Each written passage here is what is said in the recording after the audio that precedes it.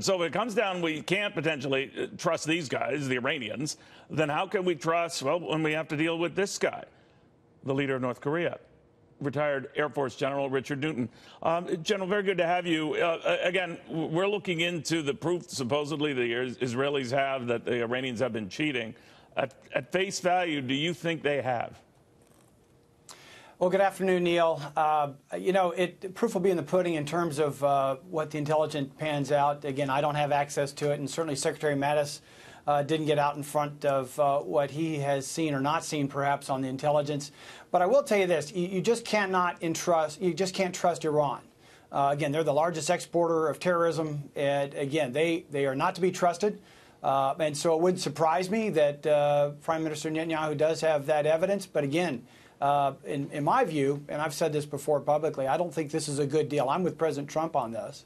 But whether or not this will persuade him to reimpose sanctions on May 12th is to be determined. But it certainly does add to, as you mentioned at the top of the hour, fast-paced, not only with the Iran deal, but also what is forthcoming in North Korea.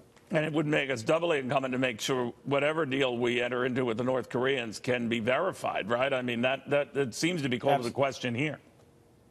Absolutely. I think that is where not only the diplomats have to take over, but it gets down to even the makeup of the weapons inspectors, either through the IAEA or other, maybe through UN and so forth. I've always had skepticism regarding this agreement with Iran, whether or not there's enough teeth in it to allow the weapons inspectors to really be able to do their job. Let's also remember, the Iran deal is not a treaty. It's not even a binding document. It's an agreement.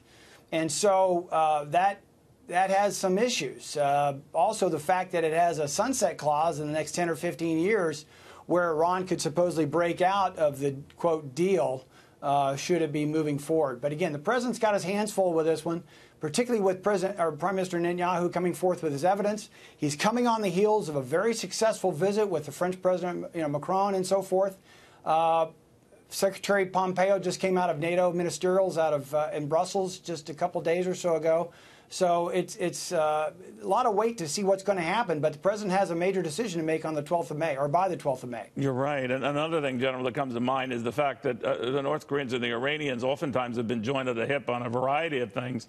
It will come up, no doubt, when the negotiations begin with the North Korean leader. And I'm just wondering, since obviously verification might have been lacking in Iran, how do we tighten it in the case of North Korea? Because it's always this whole Ronald Reagan thing, trust but verify.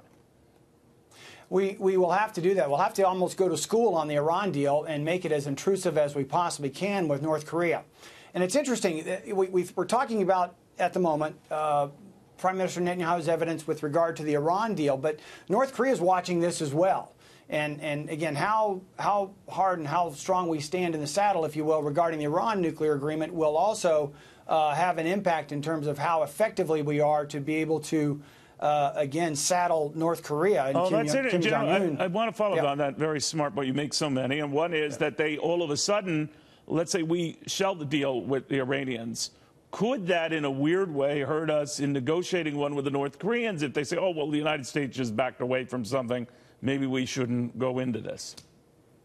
Well, if we back away from this, it's based on U.S. national security interests, but also what are the best interests for our allied friends and our allies in the region as well. I think, actually, opposite of that. I think North Korea would probably take note of the fact that this administration, President Trump, now with Secretary of State Pompeo and also certainly with Secretary Mattis, are not going to put up with things that are not in the interests of the United States, not only short-term, but long-term as well. So I think Kim would probably not salute smartly per se, but certainly would take note of that, leading into what these, President Trump and Kim going to be meeting here towards the end of May or first part of June.